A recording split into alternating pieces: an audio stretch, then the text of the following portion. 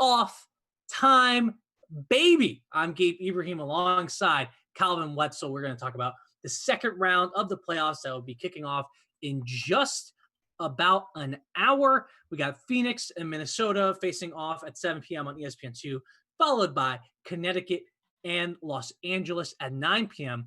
on ESPN2. And in this show, we're going to be breaking down the games that happened in the first round last week, on Tuesday, excuse me. Everything's happening so fast, it just feels like we're flying by, right?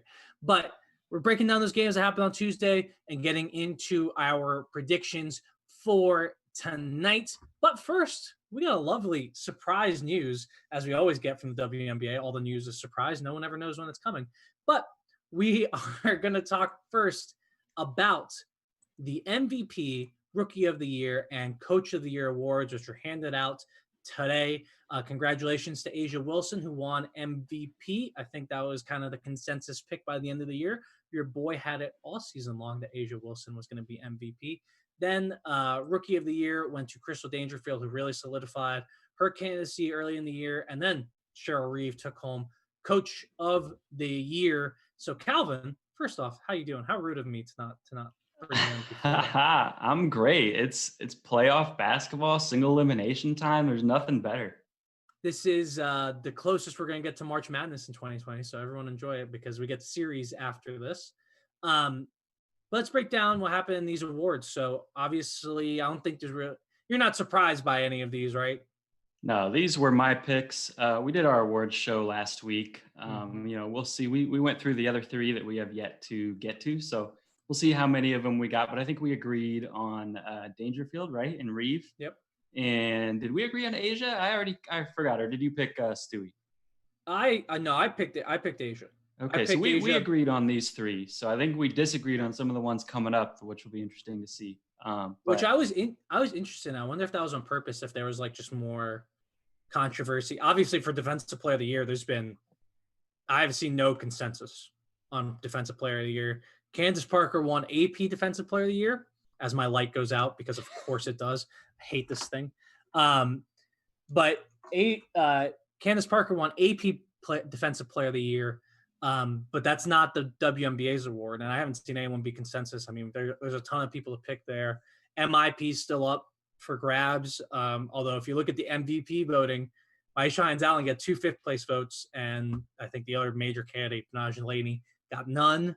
I don't know if that's has any bearing going forward.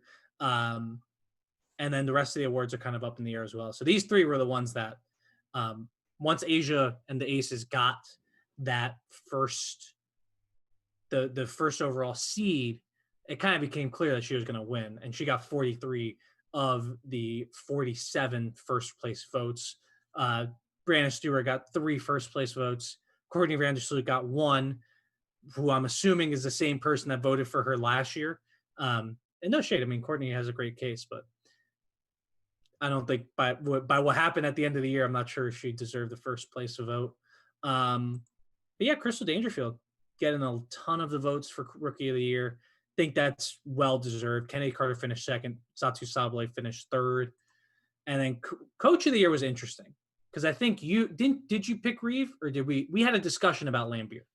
We did. I definitely thought Lambier deserved to be in the discussion, especially getting his team to the 1 seed. I don't think anyone, he even said that he didn't expect his team to get the 1 seed. I don't know if that was just coach speak or what have you, but he said that he expected his team to finish like 12-10. So they outdid everyone's expectations. But at the end of the day, Reeve just did not have a lot to work with some of the injuries that they had. It wasn't just fouls in the backcourt. They a lot of people missing time. And she basically ran with a second round rookie and Nafisa Collier as her two go-tos and made it work to get a playoff bye. Yeah, and to me, I think the difference between what she did and what Bill Lambier did is just the coaching in the season really seemed to me to be what Reeve's strengths was. Player development in the season, getting the most out of your team in the season. I think Lambier did a great job as an executive.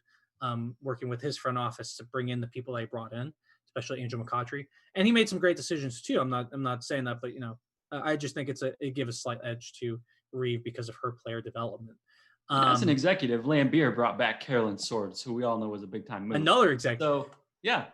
Carolyn Swords has an executive of the year case because what other executive played 19 minutes a game on the top seeded team in the league? This is the hottest take I have heard. And you are spot on, Gabe. Who can possibly compete with Carolyn Swords for executive of the year? Who put up those kind of numbers? No one. And I wonder, I mean, I would vote for her because it's foolish. I'm gonna tweet this out as we're talking. But yeah, so I think the awards today, nothing crazy. You kind of expected it. So let's move on to the things we did not expect. And I'm sorry if I'm blurry here or if my lighting, everything's gone wrong today with technology, so I apologize. Calvin looks great though. Told you before the show, as long as you got that orange hoodie on, you're looking good. That's why I put it on and mask a lot of the issues going on. Although my hair looks great. You can't see my hair really, but my hair looks great. And if anyone didn't know, Gabe got a haircut last week. I'm so happy about it. We haven't talked about it enough on this show, I don't think. We haven't. It's underrated. It's underappreciated. People gotta start talking more about it. And Alicia Clark's defense, because we don't talk enough about it. But Shay Jennings also looking great in the back, clicking the clacks, making the show happen. Everything that comes up on the screen is Shay. Anything that's said is us, but that's pretty easy to do. All right, let's get into the first round. I'm gonna open up a can of hard seltzer. The Miami Heat play tonight, so it doesn't feel right to drink. 7 minutes game, new record. 7 minutes. 7 minutes. Doesn't feel right to not drink something that doesn't have a bunch of fruit on it. Vizzy, not a sponsor. Delicious though.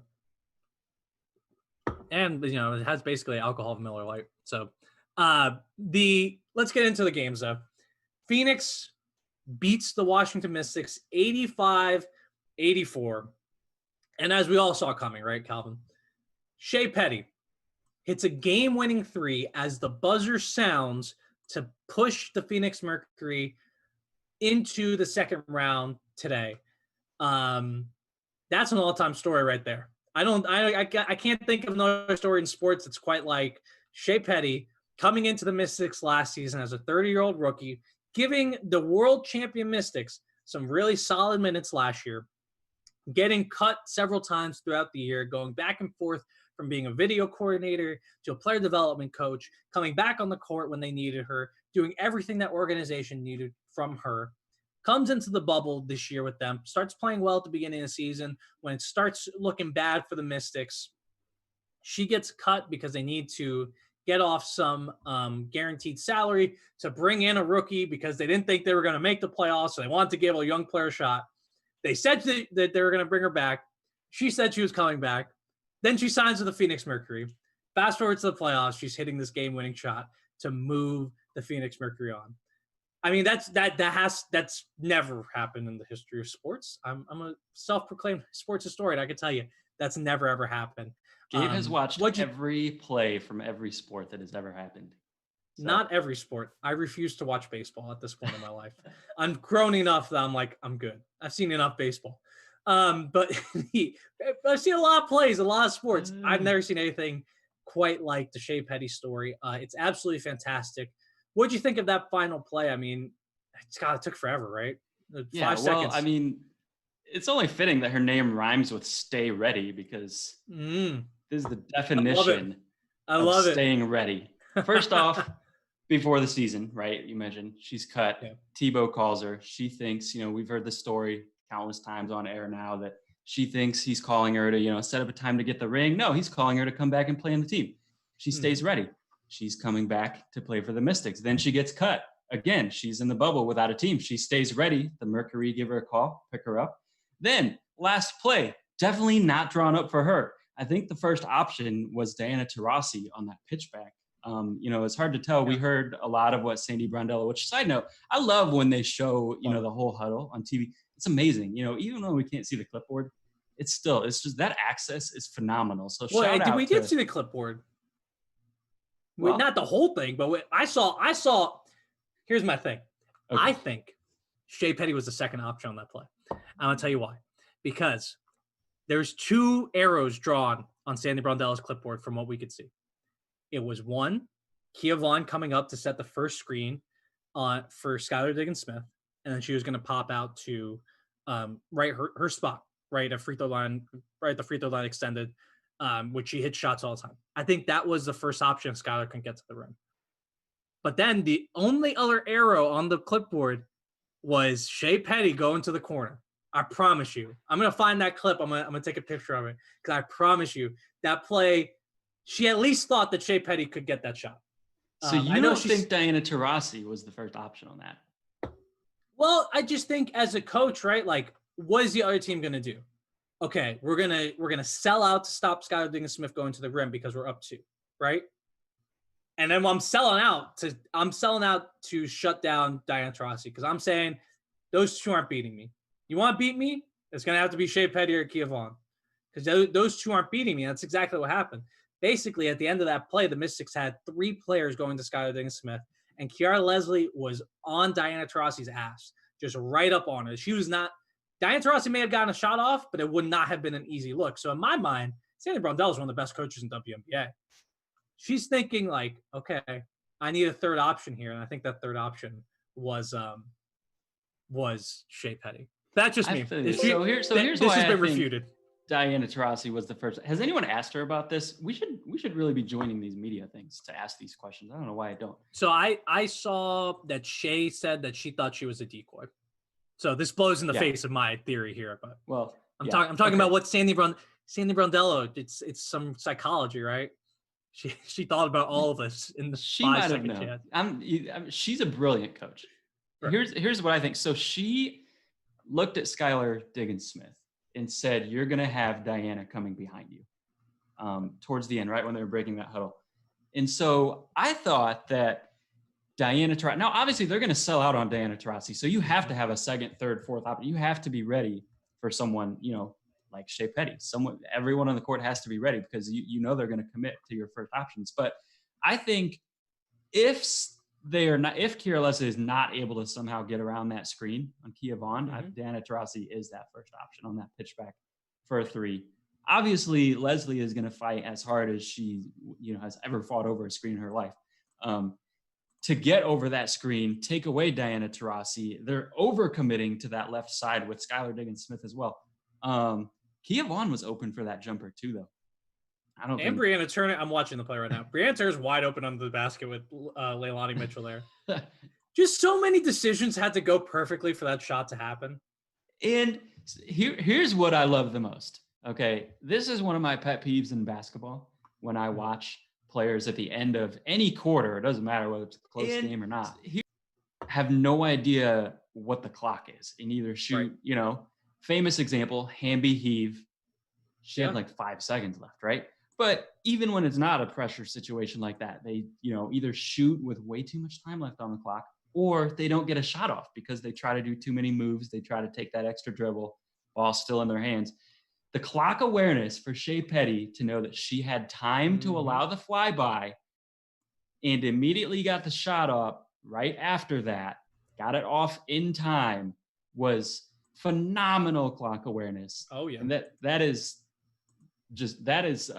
the key to me. I love watching a player get a good shot, not a force, a good shot off with like 0.3, 0.4 seconds left on the clock. It's a thing of beauty to me. I know it was. I mean, like I guess I'm a Mystics fan still. So I was definitely a Mystics fan in that game. So I was just like, screw it. Like I was really hopped up on the Heat game. We made another 7 minutes before the second mention of the Miami Heat on this show. But I was really hopped up from the first game between the Heat and the Celtics. It was awesome. And then I'm like, okay, you know what? I'm getting into this Mystics game as a fan, and they're up by like 12, and they were amazing right until the end of that third quarter. They take a 13-point lead right at the end of the third quarter, and then Phoenix goes on a 20-3 run to take the lead by the midway point of the fourth quarter. So I'm already like, oh my God. And then, They get this opportunity. They get the opportunities with a couple late turnovers by Phoenix. And then Leilani Mitchell's at the line. If she makes 2, the game's over. Her only missed free throw of the night was that last free throw, and it allowed Phoenix to win the game at the end. Actually, that's not true. Yeah, the game's not over if she makes that free throw because then they go up by 3. But still. But they live to see another day. Even if that shot still overtime. goes in, they get overtime. Leilani Mitchell's an 87% free throw shooter. I don't think people are really talking about it, but that has to hurt. No, it hurt, and you could tell like in the late and the Coach T's press conference afterwards, like he was just dejected. They're a team that really cares. I think you can kind of stomach a loss if you just lose, right? If you just lose because the other team's better, you can stomach it. I feel like for them, they right now and right after that game felt like we lost that game, not that Phoenix beat us. That's what happens. And we're gonna have time to talk about the Washington Mystics a long time in the offseason, but for what the Phoenix Mercury did, it's just another sign of what they've done all season, right? Like this team loses Brittany Griner, loses Bria Hartley, perseveres through all of that. This team goes down by 13 late in the third quarter, perseveres through that, just keeps shooting, just keeps doing the thing. They fall behind their 2 leaders in Skylar Diggins-Smith and Diana Taurasi, who had 24 points and 23 points respectively.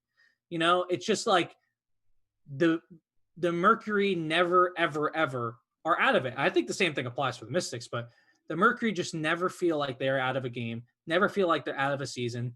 They're not going to come into tonight's game against Minnesota and feel like, they're an underdog or anything. They're just going to come in loose and play basketball. And I think that gives them an edge mentally. I'm not saying, obviously Minnesota's probably the better team, but the way Phoenix is playing right now is just so impressive. So what do you think of their comeback in that game? And I think, we're past the point of asking if this is sustainable, right? This has been happening now for almost half the season of what they've been doing. Well, I'm interested to hear what you think about this because we talked on Tuesday night and I mentioned that the Mercury had not played since Friday and the Mystics had a back-to-back since then. And it would be interesting to see how that showed up in the fourth quarter. Rebecca Lobo said she doesn't think the Mystics really looked tired, that it was more of just Phoenix, making shots. Yeah. I don't know. I think the Mystics were a little bit tired. I think it was definitely more to it than that. I think they weren't lackadaisical by any stretch. There's a difference between being tired and being lazy. But I think it helped that, Brianna Turner was able to play 40 minutes in that game. Skylar Diggins-Smith played 38 and Diana Taurasi played 35. And they were able to do that. They were ready to do that because they had 3 days off.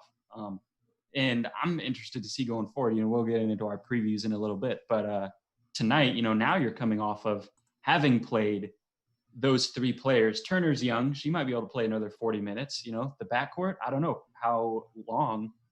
If they win tonight, maybe tonight they can both play 35, 38 minutes again. If they win, can they do that for a whole 5-game series? I don't know. I don't know if Diana Taurasi can play, 5 games in a row at upper 30s and really, maintain that same level. If anyone could do it, it could be her at age 38. I don't want to doubt the GOAT. But I was about to say someone play this for Diana Taurasi, so she'll play extra minutes. She'll play 46 minutes a game just to shut you up. She'll clone herself, and she will be 2 people on the court play 80 minutes. If anyone could do it, it can be her. Someone wants to show her this tape, that's fine. I would love to see a motivated Diana Taurasi just go off for 50. That would be pure entertainment. I don't mind being wrong at all. But I'm interested to hear what you think, Gabe, about that fourth quarter. Do you think fatigue played a factor? I don't know, man. I guess, right? I think it was just more, sure. Of course, I think fatigue always plays a factor. I think the Mystics, especially in the first half, were kind of flying around. I think they did spend their energy. I'm just not sure. I'm not sure if that's just like game energy, right? Like, I'm not sure it matters so much that the Mystics played on Sunday and the Mercury didn't, because I think these teams have gotten really used to that, getting up for the next game and being ready. But I think just the way they were playing in the first half versus where they play in the second half, there was certainly less energy from the Mystic side than there was from the Mercury side. But you still, I'm hesitant to put it on that because I just think when you look at what happened in the first half, the Mystics just didn't. They had 2 turnovers in the first half, gave up 0 offensive rebounds in the first half. In the second half, they had 7 turnovers and gave up 7 offensive rebounds. And yeah, we could say that's fatigue, but I think it's just to a certain extent the Mercury saying, "Oh shit, our season." Oh, I shouldn't curse. Sorry. But saying, "Oh bleep, our season's coming to an end here," So for the Mercury, I think is just summoning more of that desperation energy and getting their shots to fall. They shot 61% from 3 in the second half of that game. So that to me is really what it is. I think, I think they're going to do the same thing in this game. I don't think there's going to be any sort of difference in their energy levels.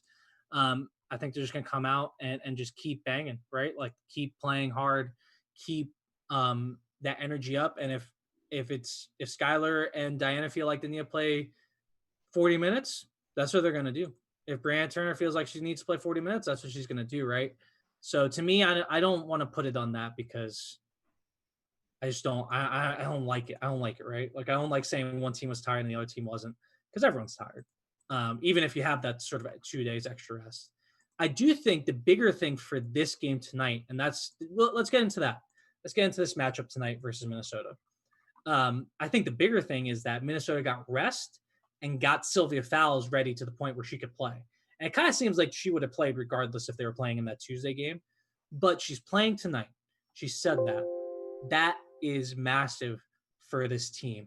How does that change your calculus if you're Minnesota on both ends of the court?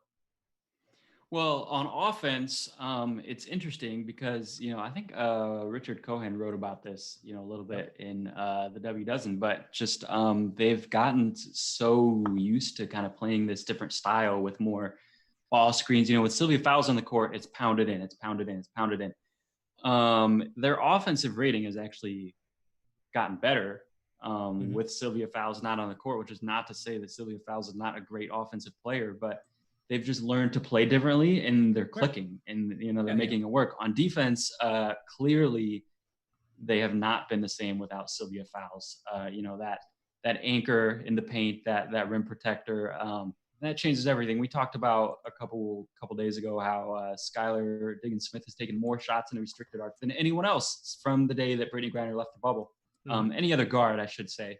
It's going to be tough for her to get in there with Sylvia Fowles in there and score. They're going to have to really they're going to have to knock down a lot of threes again is the other thing. They were, what did you say, 61% in the second half Tuesday night. They won't have to shoot 61%, but they're going to have to shoot well if they want to win this game. Yeah, no doubt they have to continue shooting well. That's been their bread and butter since DT went down. They were used to rely on a lot more post-ups. But I think in this matchup, it kind of benefits them. Like the plan in this game probably would have been similar with or without Brittany Griner. So I don't know. I mean, I'm excited for Silicon back. I want to see what she has to give. I think she's going to play a full game. This is the season, right?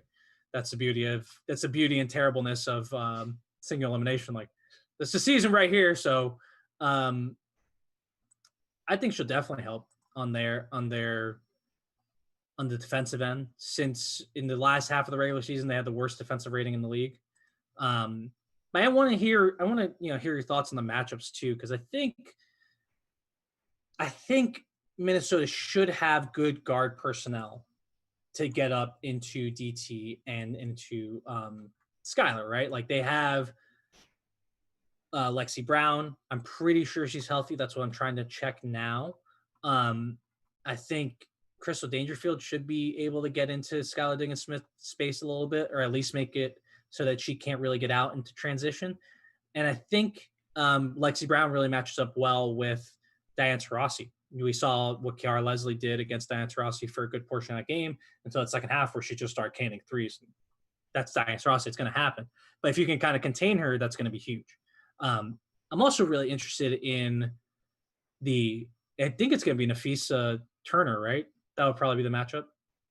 Yeah, I actually had that on my notes here to talk about. I'm very Okay. interested to see, how that works because, how Brondello plays it, because that's the natural fit. You think that Mm-hmm. Brianna Turner can probably guard Nafisa Collier about as well as anyone in the league could guard Nafisa Collier, which doesn't mean she's going to completely shut her down. But she's got the size and quickness to really hang with her. Brianna Turner has also been really important in protecting the rim too, though.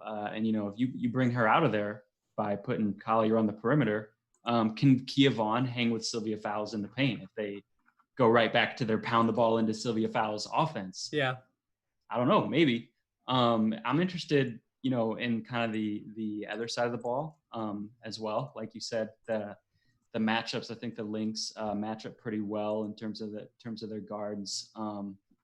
Because the Mercury without Griner, it all starts with the backcourt, Anna Taurasi and Skylar Diggins-Smith.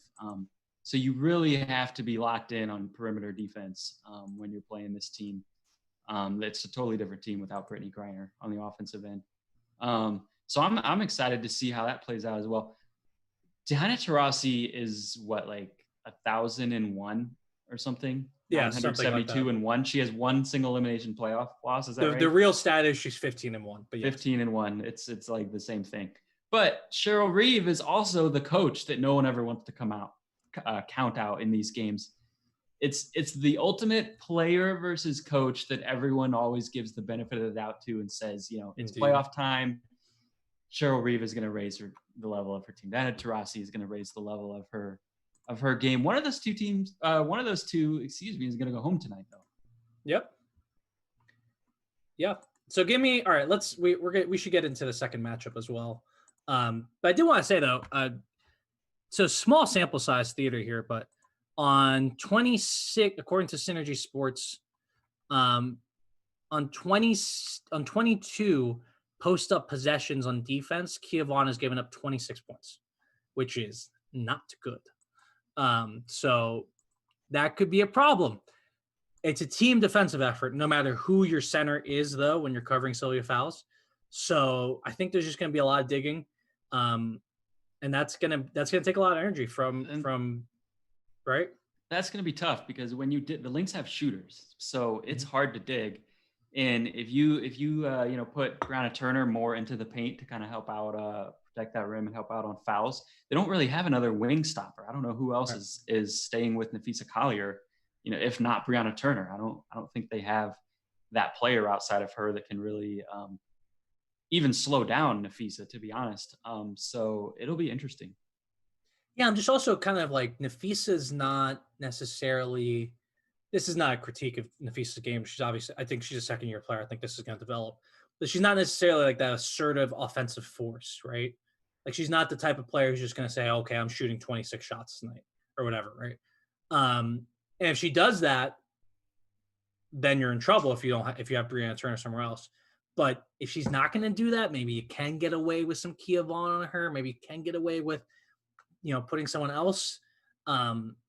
It'll be interesting. It'll be really, really interesting. I think what you brought up, though, about the shooters is a huge point. If Rachel Banham gets going, if Bridget Carlson gets going, I think it's going to be really, really tough for Phoenix to win. Because then you have to guard Sylvia Fowles one-on-one in the paint. Then you have to go, yeah. And then that's going to be – and we'll see how healthy Sylvia Fowles is. This is now, talking to you about this, this is going to be a really interesting matchup. This might be the best matchup in this single elimination round. I know, obviously, the Mystics game was great, but just from, like, the kind of wonky – from an anticipation perspective. Right. This might be the best matchup of this single elimination round.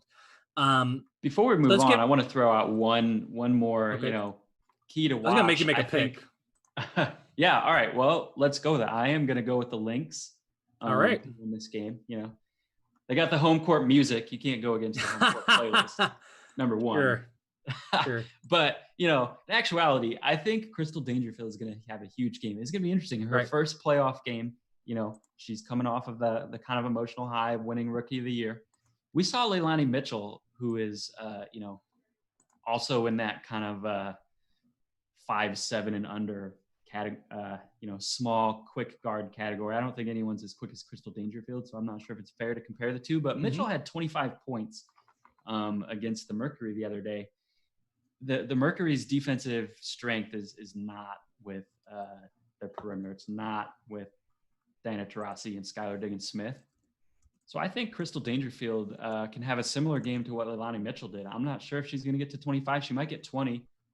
She could cave under, the pressure of her first playoff game and put up a really poor performance, but I'm not expecting that. I don't think she really, no, I think she's used to the bright light. She played at UConn for, under Gino. She played plenty of games that were as big as this in her college career, bigger probably. I think she's going to be fine. I look for Crystal Dangerfield to maybe outscore Nafisa Collier in this game.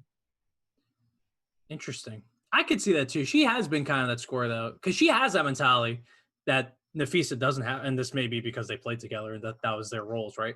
Like Crystal's just gonna shoot it. She doesn't care. She has sort of a Diana Skylar, like, I'm gonna shoot it. Like, what do you mind? So I think that's a nice key there. I think Crystal is gonna be huge on the offensive end. Defensively, though, is where I'm looking for it more. If she can contain Skylar Diggins-Smith, that's going to be huge, especially because I just saw 3 minutes ago the Minnesota Lynx tweeted out their injury report. Lexi Brown is out because of concussion protocol, but Sylvia Fowles is starting as we anticipated. So the starting lineup for the Lynx is Fowles, Dangerfield, Sims, Collier, and Dantas. I'm a little concerned about Sims's defense, but, she has proven that she can hold up better than you might think. So we'll see. Because then now if you have fouls in the paint, that takes pressure off of your guards playing defense too. If you get beat, you got your rim protector back there to bail you out. Well, I think you got to just get up. Both Skylar and Sims have to get up on Taurasi and Diggins-Smith, right? Like, just get up on them, be in their space, and if they beat you going to the rim, you deal with the rotations on the back end, especially with Sylvia Fowles and Nafisa Collier down there, who's very long and a good shot blocker and help defender. So that, to me, it's an issue, but if they play it right, and Cheryl Reeve has drawn this up, they will be okay. So, Gabe, you got to make your pick, right? I do have to make my pick. I was looking for the Phoenix Mercury starting lineup, but it doesn't matter. I know who the Phoenix Mercury are starting. They've only had like 7 players for most of the season. 3 of them are playing the whole game. So, and they're all going to play the whole game. And you know what? I really find your arguments compelling, Calvin. I'm going with Diana Taurasi. In the last game, I not only picked against Diana Taurasi, I bet against Diana Taurasi. And guess what? That was real dumb because she just knows what she's doing in these moments. And I believe that she will continue to do that. And with Lexi Brown out, I think she'll have a matchup that she can get into and feel good about and play well in. So I'm going to go with them. I think it's not, it's up in the air, but I just have a feeling. I have a feeling that Phoenix is going to be able to score. I have a feeling that Brianna Turner is going to be able to help. I have a feeling that they will be able to get it done. And my real concern, with Sylvia Fowles back, that's great. But every game in the last half of the season, Phoenix has had a run, right, where they just go off. Phoenix goes off and they'll go on they went on a 17-0 run against the Mystics. They'll just go on a run where they're canning threes and there's nothing you can do about it because it's DT and Skylar Diggins-Smith. There's nothing you can do about it. And I'm concerned that Minnesota will not have the firepower to keep up with them in those moments. So that's why I'm picking the Mercury to move on to the semifinals. One of only 2 franchises to ever do so from the first round to the semifinals. One of them is the Phoenix Mercury. The other one is the Washington Mystics. So I think they will move on. And the Mercury have been 3 out of the 4 teams to do it so far in the new format. Yes, they looking to make it 4 out of 5. And they're the only team that's gotten close to getting from the first round to the finals as well. A game away. We talked about this in our last week's show. I don't see that happening, but I do expect them to win this game tonight. Although we'll see, man. I think Reeve can draw up a really good game plan, and it'll just come down to execution and 3-point shots falling, as we mentioned. All right, let's move over to the other game. As we mentioned, that Phoenix Minnesota game's on at 7 p.m. on ESPN2 right after we're wrapping up here. But the late game at 9 p.m., Connecticut versus Los Angeles. So a rematch of last year's semifinals where the Los Angeles Sparks, for lack of a better word, completely collapsed into themselves like a dying star and made a huge mess of everything. They, we don't have to talk about what happened last year. I'm sure Sparks fans don't want us to do that because it was really rough. They lost in a sweep in that series. This year, they're coming in with rest as the 3-seeded team playing the 7-seeded Connecticut Sun, who started out 0-5 earlier in the year, got their stuff together, were able to play really well in the middle part of the season, caught some fire at the end of the season, and won in the first round against the Chicago Sky. They were Chicago Sky, Calvin, 94-81. That happened on the back of a great third quarter where they outscored Chicago 27-11, and that pretty much put it away. Alyssa Thomas was outstanding as always, as she is when the playoff time rolls around. 28 points, 13 rebounds, 8 assists, first time in WNBA playoff history that's happened. She set a WNBA playoff record with 10 offensive rebounds. 10. That's crazy. She just ate up Ruthie Hebert, poor Ruthie Hebert. And, I thought for Connecticut, they also got Jasmine Thomas going. DeWanna Bonner does what DeWanna Bonner does, 23 points, 12 rebounds, 3 assists, 3 steals. They look really strong, Calvin. So what did you see in that first game against Chicago that may give you confidence about Connecticut in this game against the Sparks? Well, you mentioned it's the offensive rebounding. It's interesting. Before Alyssa Thomas, the record was 9. Obviously, 3 players had done that. Most recently, Jonquel Jones had 9 offensive rebounds in a playoff game last year in Game 2 of the finals.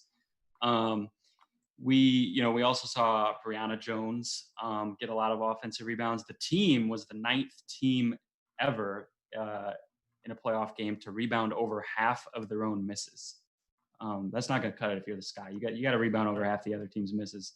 That was last done, by the way, in 2013 by the Dream. Jasmine Thomas was on that team. Somehow I think that's a coincidence. I don't think Jasmine Thomas is the engine that drives the offensive rebounding machine, but you never know. Could have something to do with it. She does a great job boxing out as a small, though. I'll give her that. She does. That's fair. I'm interested to see tonight, though, how the Sparks, obviously Candace Parker, we can talk all day about whether she should be the defensive player of the year or not. She is, however, really good at defensive rebounding. She's had a career year in defensive rebounding. Who hasn't, though, is Nneka Ogwumike. Has had a career worst year in defensive rebounding. Career low defensive rebounds per game. Career low defensive rebounding percentage. It's really not even close. She was 5th in the league in defensive rebounding percentage last year. She was not even in the top 40 this year. I think Nneka is going to have to really step up and help out Candace Parker and some of those other Sparks on the defensive glass, because Connecticut is going to send everyone. It's not just Alyssa Thomas. She's on the court the most, and she's the best at it. She's going to get the most attention, but it's everyone going to the offensive glass. You got to have 5 people finding a body and boxing out at all times. The other thing I think is interesting, when you scout Alyssa Thomas, obviously right at the top of the scout is she's basically good at everything on a basketball court except for shooting. She's never going to take a 3-pointer, which partially isn't her fault. She has 2 torn labrums. She can't raise her arms above her shoulders, obviously. But as a defense, that. You don't need to step out on her if she's going to be out at the 3-point line. You can help off her a little bit when she doesn't have the ball. But I don't know if you can, because when you help off of Alyssa Thomas, it doesn't matter how bad she is at 3-point shooting and how much she is unlikely to take that 3-pointer. You lose sight of her and you lose box out position. As soon as you dig off of her and leave her alone on the perimeter, shot goes up, you can't find her and put a body on her again. And that is why she is so good at getting offensive rebounds. Because she's also a great cutter as well. Sorry, but she is. She's good at, what is she not good at besides shooting? Nothing. I don't think there's anything else that she's not good at on a basketball court, as far as I can tell. So she's going to be relentless again. I think you have to I don't think you can help off her. Honestly, I think you have to keep someone out on her, even on the perimeter, even when she's not a 3-point shooting threat. I agree. I think it's an important thing to like not help off her.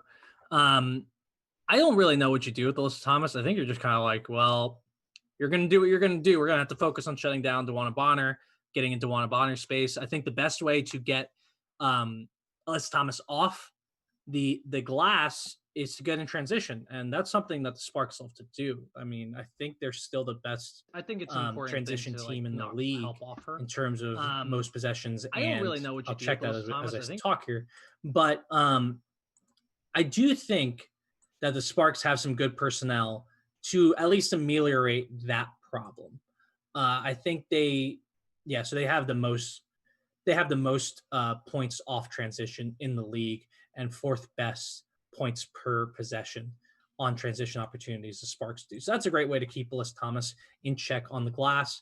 But I just think, I don't know, man. I think NECA is a huge problem for Brianna Jones. I hear what you're saying about the defensive rebounding, but that, as Shay makes fun of me from using ameliorate. Come on, Shay. Shay is like our Gen Z correspondent. She tells us when words are too big because people don't read books anymore. But I'm gonna be honest, I don't know what that word means. You know what ameliorate means? Ameliorate? It's like right? No, yeah, I've never heard that word. Oh, it's like let me I'm older than Gabe, for the record. Wow. I don't read books though, so that's my problem. Everyone needs to read some books so they can keep up with me. Ameliorate means to make something bad or unsatisfactory better. The reform did much to ameliorate living standards. So improve Essentially. Well, it's not improve. It's like spread out the loss. That's why I have to use ameliorate because I don't have a better word for it. It's like okay, I like it. Make less bad. Make less bad. Is. I don't know if y'all heard Shay. Thank you, Shay. Our producer Shay coming in. I appreciate the vocab. As a writer, I'm always trying to learn new words. You know, thesaurus is a writer's best friend. I didn't know that one though. I appreciate that, Gabe. All right, back to what I was saying. I forgot what I was saying. But my biggest thing here is twofold for the Sparks. So first off is Sydney Weiss and Tierra from Pratt. Are they playing? They're questionable at the moment. I don't know if they're, I'm not sure what their status is. They're questionable. So do with that what you will. A completely useless term, teams. Stop telling me someone's questionable. That just makes me question it. And my second thing is, how healthy is Nneka Ogwumike? Is she attacking? Is she able to shoot? Because if she's able to do the things that we know Nneka Ogwumike is capable of, she is a terrible matchup for Brianna Jones. And I think she'll be able to pull out Brianna Jones on defense, open up some space for Candace Parker. I think defensively, she's able to box out, I think she can do both, right? Like she can keep Brianna Jones off the glass and out of the post on defense, while also giving her fits on the offensive end. That's a big matchup to me because I think Candace Parker and Alyssa Thomas, I'm going to pick Alyssa Thomas to get the better of that matchup just because I don't want Alyssa Thomas to ever be mad at me. So, Alyssa, I love you. You're the best player in the league.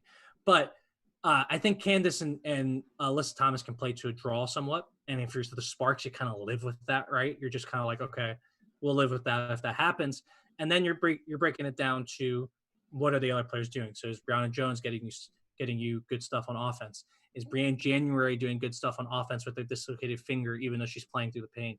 Is Jasmine Thomas's shots falling? Is she contributing on offense? It's my question every single time with the Connecticut Sun. I think it's the thing I say the most when I talk about the Connecticut Sun is Jasmine Thomas needs to be doing something positive on offense for them to win games. She was able to do that in that second half against Chicago, and that's why they were able to take off. She didn't do a ton. She just hit a couple of threes and was able to be aggressive. And when she's doing that, she gives you so much on the defensive end that you can live with it.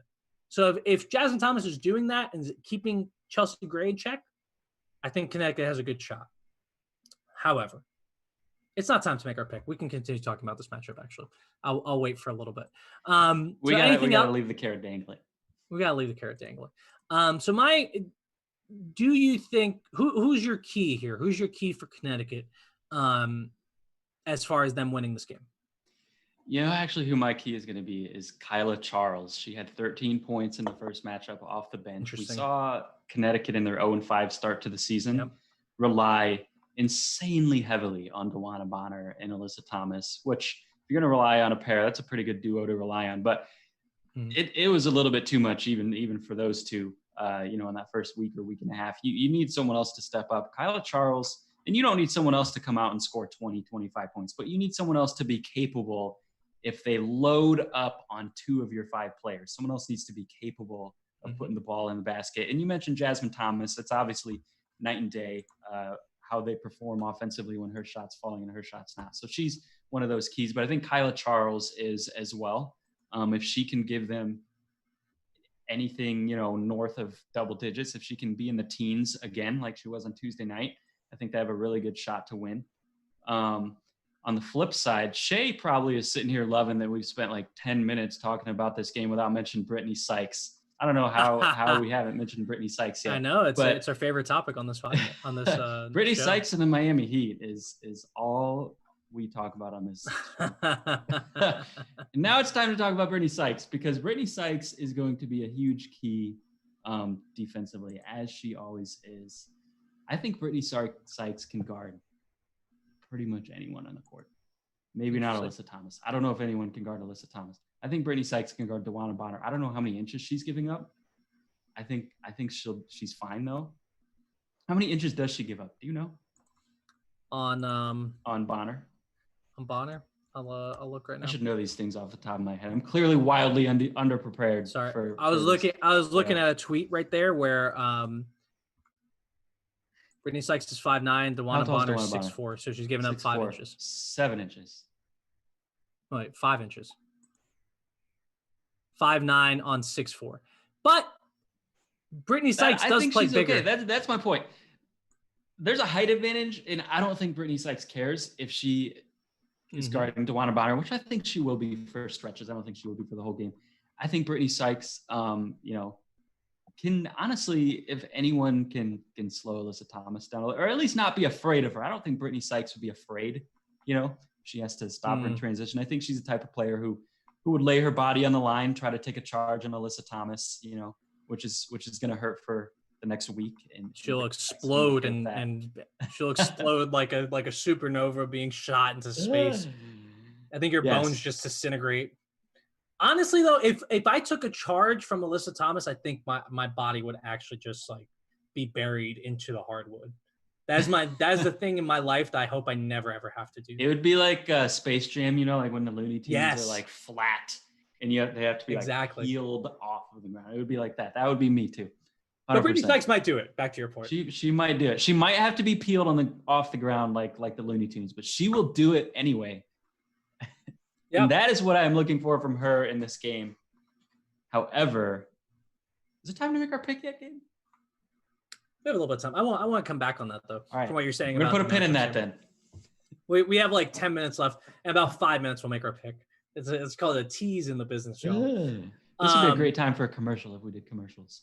But sorry, I got distracted though while you were talking because I saw a tweet from the Phoenix Mercury saying that the real playoff P came out the other night, shading Paul George, who deserves all the shade in the world. Petty.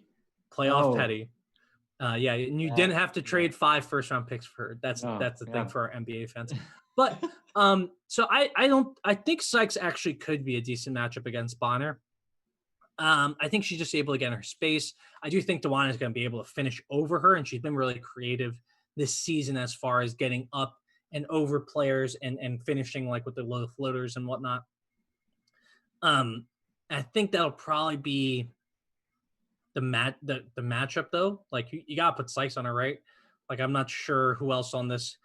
Sydney Weiss might be a good matchup, but I think she's also giving up a lot of height. We don't know whether she's gonna play also. So she's about 6 foot, so she's not gonna give up as much height. If she's playing, that might be the matchup. TRP would really be the person I would want there. But again, we're not sure if she's playing. So we'll have to see that. But Sykes is going to be on someone.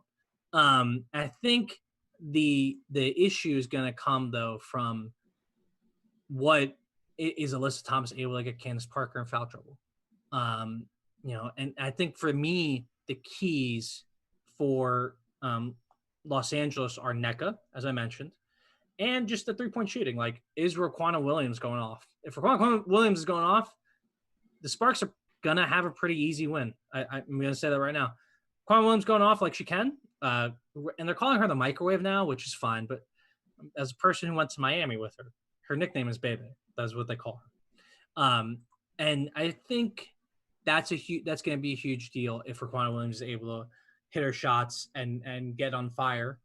So that's what I'm looking for, is kind of those ancillary players for LA to get going. And they're certainly capable of it. Chelsea Gray has struggled mightily in last year's playoffs against Jasmine Thomas. However, that was also due to some of Candace Parker not being healthy, so they didn't have to help to her. So since Candace Parker's healthy, they're definitely going to have to help more towards Candace Parker. I guess it's time to make our picks. They've been waffling. I think I told you guys my picks beforehand, but I've been waffling here because you make some good points about Connecticut. And I like this Connecticut team. I think DeWanna Bonner is going to have a field day. However, I'm going with the Sparks. I just go with talent here. I think the Sparks have been the third best team all season. I think they're really, really, really motivated in this one. And that stuff matters. I mean, that's not stuff we like to talk about because we're her hoop stats. We love our stats. We love our game tape. We love getting into that sort of stuff. But at a base level, right? Like, sometimes it matters that you're pissed off and the other team is coming off a game where they have to give a ton of effort. I think LA is going to come into this game pissed off.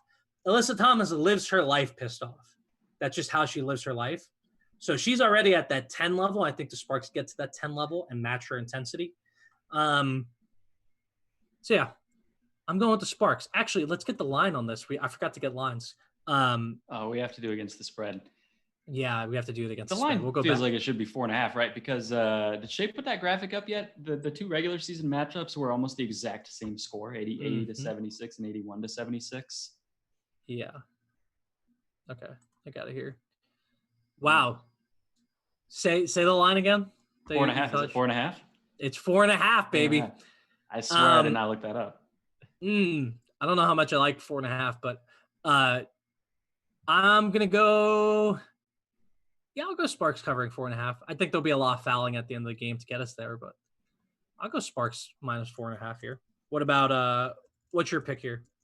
All right. Well, I'm going to agree with you on one thing. I'm going to agree with you that NECA is a big key. Whether we get, we know what NECA is capable of. NECA is capable of being one of the best rebounders in the league next to Candace Parker. You put those two together at their peak rebounding performance, and the Sun and Alyssa Thomas aren't getting anywhere close to the amount of production from the offensive glasses they got against the Sky. If you get 2020 regular season NECA Ogwumike, however, though, Candace is going to have to carry a big load by herself in terms of defensive rebounding. So I agree that NECA is going to be the key. I don't agree with your pick, however. I think we are going to get 2020 regular season NECA Ogwumike in this matchup.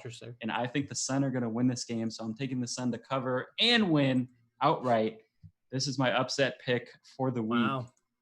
We're going to go with the Sun to get the best of the Sparks in the playoffs for the second year in a row and make the semifinals.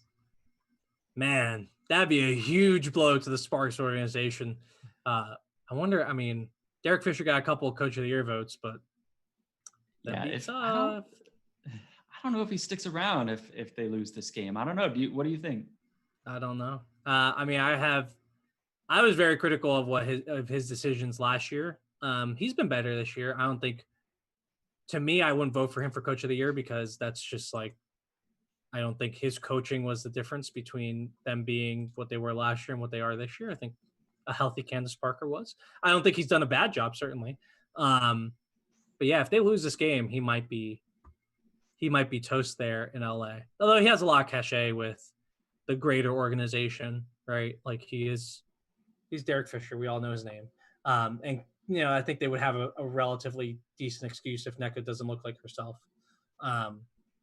I don't know. It'll come down to what Candace Parker wants to do, right? If Candace Parker says she wants Derek Fisher around, then Derek Fisher's around. If Candace Parker says she doesn't want Derek Fisher around, Derek Fisher's gone. That's a good point. This does bring up a good point. Sorry to interrupt you, Gabe. That, whether or not there's pressure on Derek Fisher for his coaching job, I think there's a lot more pressure on the Sparks in general to win this game. The Sun are playing with house money at this point. The Sun weren't even supposed to be in this game necessarily, especially when they started 0-5. And even in theory, as a 7 seed, you're not supposed to beat the 6 seed over the sky. We're not exactly a 6 seed, going into that game. Mm-hmm. They're playing with house money, and they know that, if they lose this game, they're going to be fine next year. Their window is only opening up brighter. They're getting Jonquel Jones back, obviously, which would be, a huge key. And I don't know if the Sparks window is necessarily getting any more open going forward. No, I mean, you only get older, right? You only get older, and Christy Tolliver will come back next season. But yeah, you only get older. So this is a huge game for the Sparks in terms of pressure. And that's why I kind of got them. They got their back against the wall. And I love, same thing with Diana Taurasi in that first game. I'm not betting against Candace Parker with their back against the wall, especially in a game where she wants to prove some people wrong here. Let's go back, though, because we did not pick that game with Phoenix against the spread. You have Minnesota moving on. I have Phoenix moving on. But the line is Phoenix +4. So I obviously will still have Phoenix +4. Do you have Minnesota winning by 4 or more points? No, I'm going to take Phoenix to cover that. I think we're going to get another down to the wire. I don't know if we're going to get a Shea Petty buzzer beater type of situation again. But I think this is going to be the game of the night that we don't know who's going to win with 10 seconds left in this game. I think the Lynx are going to pull it out by 1 or 2. Okay. Interesting. I'm into it. I do want to see who's like the least likely player on the Phoenix Mercury to hit a game-winning shot other than Shea Petty, because probably Brittany Griner, actually. Yeah, I mean, if Brittany Griner came, she would have to quarantine for 6 hours and then get into the game. Alana Smith would be my next least likely pick. So that if the craziest thing that would happen tonight is Alana Smith hitting the game-winning shots for the Phoenix Mercury, or perhaps Sylvia Fowles hitting like a game-winning 3 for the Minnesota Lynx. That would be also equally unlikely and amazing. Honestly, anything can happen in this league, as we saw on Tuesday night. Tonight, we're going to see some excellent basketball again. Phoenix versus Minnesota coming up at 7 p.m. on ESPN2, just in about 2 minutes. Connecticut versus Los Angeles right after that at 9 p.m. on ESPN2. We thank everybody who joined us today on the Her Hoop Stats pregame, happy hour, whatever you want to call it. We're hanging out, and we're really glad you guys hung out with us. Remember to follow us on Twitter at Her Hoop Stats. Retweet our stuff. Shay just dropped me a message. Oh yeah, subscribe to us on YouTube because we're going to be doing more stuff as that's really Shay's department there. On Instagram, also we are at Her Hoop Stats. Again, Shay's department. She really does a lot. And keep it lit. I'm at Gabe Ibrahim on Twitter. Calvin is at you're gonna know it one of these days. You got it? Wetzel. I don't remember the number. You're getting there. It's 31. C. Wetzel 31. One of these days, Gabe's going to know this. C. Wetzel 31 on Twitter. Give him a follow because he has great stuff. And you can also follow the Substack for Her Hoop Stats at herhoopstats.substack.com. Make sure you're on there because we're going to have a lot of stuff coming up in the rest of the playoffs and in the off season. And we're going to be right back here for the semifinals at some undetermined point at the moment. So guys, remember, you are putting up playoff minutes just like these players are. It has been a long season. It has been a rough season for everybody, but we got to dig deep to watch these playoff games. So everybody have fun tonight, and we hope you guys enjoy.